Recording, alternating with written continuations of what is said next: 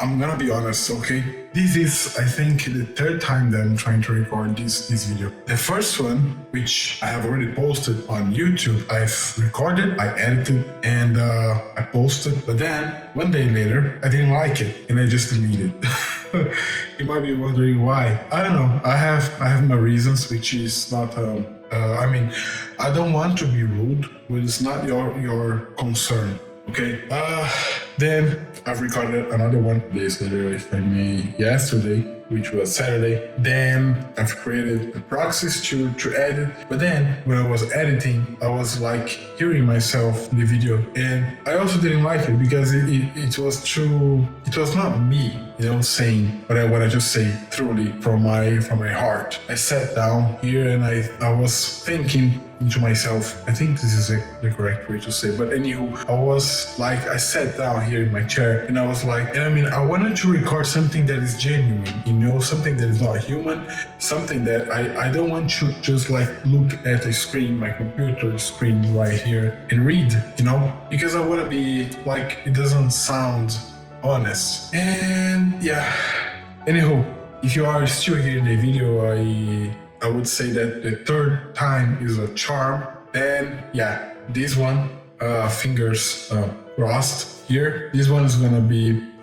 posted. Basically, this video is about Charlie Kirk, what he represents, basically the impact that he had in my life, the impact that he had in everyone's life. What do I think about everything that has happened? And I'm not close with Charlie. I don't know him personally speaking, but I've been through a situation which I've lost a friend, a very close friend a few days ago, and I really think that it's important that I could share whatever I wanted to share with the community, even because I've read a book called The Grieve, the Grief Observed by C.S. Lewis, and it helped me tremendously through the process of grief. It helped me understand, it helped me to evolve as a human being. And I'm not saying that you must follow everything that is there, but at least I think on my end, I'm doing something that I should do.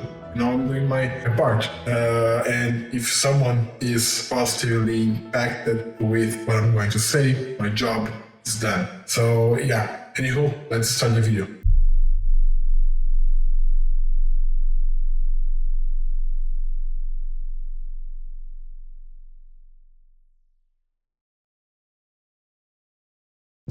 Basically, as I've just said, I've read the book The Grief Observed, and I've separated some passages of the book, and I'm not gonna read everything that I've thought that was important. We are going to reflect on everything, at least the parts of the book that I think that it's worth putting your mind into it. But before that, I think that we all know that Charlie Kirk was one of a kind, right?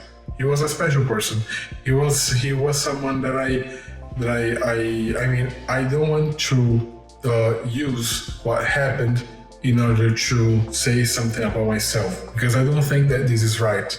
But there's some things that he said which I think that is very important for us as a community to reflect. And there's three quotes that I've separated here. The first one is that, and of course you can find in the Bible, all people are equals in the eyes of God. And we must try to understand what he wants us to think, because even though we may be equal in a sense of being a human being, we all know that we are different. Everyone is different. Everyone is unique. But when we are saying that all people are equals in the eyes of God, is that everyone should be treated equally. Everyone should have what is fair, if you work for it, of course. So it is really important for us to understand the thin line between being equal and being special. So there's an old saying that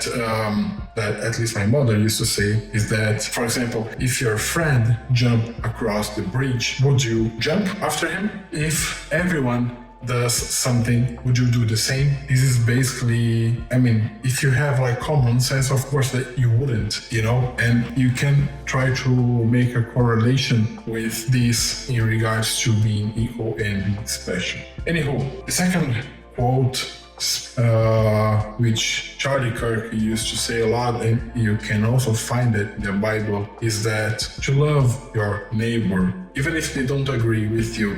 So loving your neighbor is basically, you don't need to love, you are passionate about loving here. I would understand as a way to respect, be helpful, to have a sort of relationship in order to build a good and safe community in the people around you. So you live in a place, especially for the ones that live in apartment buildings, usually they don't know their neighbor. They don't know their routine. They don't know how can they be helpful. They don't know if they are going through a hurtful situation and whatnot. When we say love your neighbor, it's not that you should be passionate about, but show respect, show that you care. And another one, the third quote that I've separated here is that we often overemphasize the grace and underemphasize the truth. What does Charlie Kirk want us to understand with the quote? Basically, we often want very badly the prize and at the end of the journey instead of loving the journey, instead of understand everything that is around the journey. I'm trying to rationalize it this way. Perhaps you have a different understanding, which is okay. Put your different point of view here in the comment section. It would be nice to have a broader discussion. These three quotes were the ones that I've separated, which they are not entirely from Charlie Kirk. They are in the Bible, but Charlie used to say it a lot. And yeah, Charlie was a very good person. From everyone, and by everyone, the videos that I've been watching on YouTube, he was a person with a very good heart, truthful heart, a loving heart, a passionate heart, which is very, very hard to find people like that. And unfortunately, Charlie, in regards to what I said in the beginning of the video, I wanted to try to make a smaller contribution, at least try with this video, you know what I mean? And help those that are hurting, those that are in grief. Even if this kind of support from my end is a small one, I wanted to at least do what I think that is right. I wanted to at least give my good energy for those that are in need. In the book, The Grief Observed by C.S. Lewis, there's a lot of quotes that I've separated here. Actually, there's 13 quotes. Of course, I'm not gonna say every quote here. I just wanna share very quickly my takeaways from the book, my conclusion, if I may, from everything that I've read. If you know, C.S. Lewis kind of wrote the book after his wife passed. So basically, one of the major teachings, learnings, if I may, that it helped me a lot with this book. One of the things that I found to be extremely important is that when someone that we love, that we care about, that we cherish, dies, unfortunately, one of the things that we want, almost instantly, is that the person would return to us, right? So that we can be with that person. We can try to make it right because somehow you wanted to do more for that person and you haven't because you were busy and whatnot. But what if, we must understand that the process of someone passing is not the end. It is something, of course, that we don't understand, but it's not the end. The book made me think very thoroughly that are we, in this example, am I being selfish by wanting the person that passed to return so that I can do more? Like, isn't there somehow a choice that we don't know for that person that died? I mean, what I'm trying to say is that imagine like my friend. I had a friend, a very dear friend that passed away a few days ago. Of course, I was very sad. I was very shocked. And a few days ago, of course, Charlie passed. And I'm not blaming us to be in grief. No, this is not the point. What I'm trying to say is that if we are not being selfish in a sense that the person that died was a choice that we don't yet understand, since that death is a process that we as a person outside of this process don't understand, but the person that is going through this process might understand because it is a choice. Even though we can't understand, it is, and we must try to think on a sense of responsibility for us and for the person. If we truly cherish the person that passed, if we really love that person, I think that we must respect everything that happened. Of course, justice must be done. It's not what I'm saying. What I'm just saying is that in order for us and for the person that passed to be in peace with ourselves, to understand more about the whole process, that is life, we should put ourselves not on a pedestal in regards to if we want something, this must be it. Is another way to say that we must not be selfish. Let me see, I'm going to try to find here the passage of the book. Okay, I think that I found here the best passage which can make you as the viewer understand what I'm trying to say here as a whole. And I'm gonna be honest, that's why I'm recording. Anyhow, here C.S. Lewis says, what a sort of a lover am I to think so much about my affliction and so much less about hers.